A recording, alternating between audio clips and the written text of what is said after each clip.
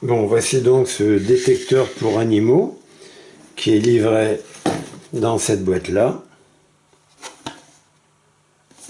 avec un cordon pour le recharger, sachant qu'il est également solaire.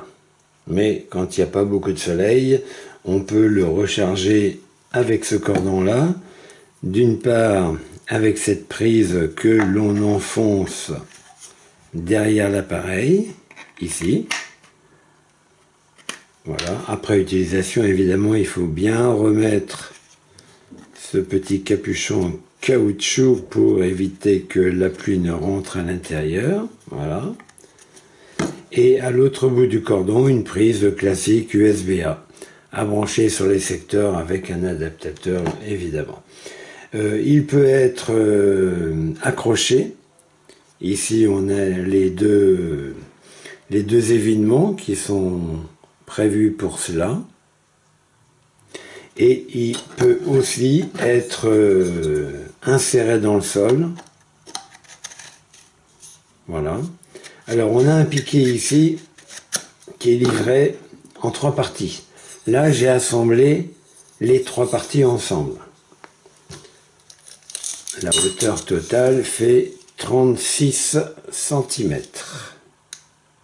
Voilà.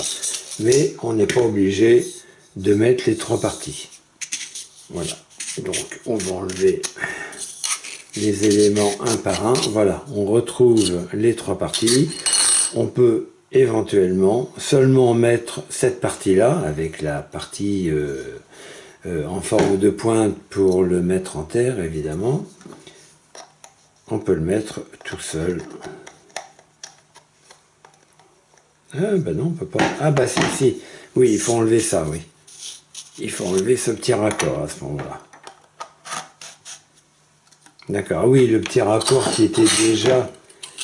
En fait, il est parti avec l'autre partie, mais il faisait partie de cette mini rallonge. Voilà. Alors, au point de vue réglage, il y a une partie sensibilité à gauche et une partie donc pour les fréquences à droite. Alors c'est pas très lisible, hein, comme tous les appareils de ce type-là.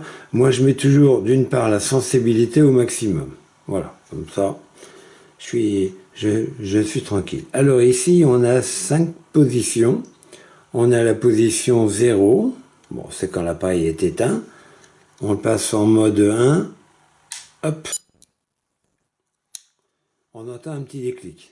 Alors, je ne mets pas en route parce que les ultrasons vont couvrir ma voix. Donc, ce serait dommage pour ce commentaire. Alors, il y a une position 1,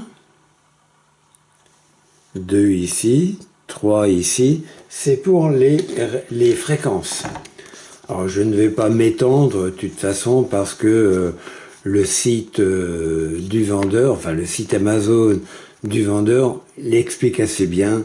1, 2 et 3 avec les différentes fréquences pour les différents animaux. Alors pour les animaux, moi j'ai remarqué sur d'autres appareils que les chats, ça détecte bien, ça repousse bien les chats pour la position 2, c'est-à-dire entre 15 et 25 kHz. Alors 1, 2 et 3, c'est pour les fréquences. 1, 2 et 3. 4, c'est pour uniquement la lumière, sans les fréquences. Et 5, c'est pour toutes les fréquences, plus la lumière. On va faire 4 et 5.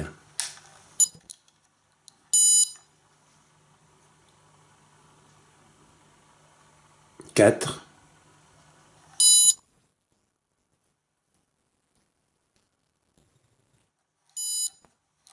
Voilà, encore une fois, je ne parle pas pendant la démonstration du 4 et du 5 que je viens de faire, parce que les fréquences émettent du bruit qui couvre mon commentaire oral. Voilà, je crois que j'ai à peu près tout dit, ça fonctionne très très bien ce genre d'appareil.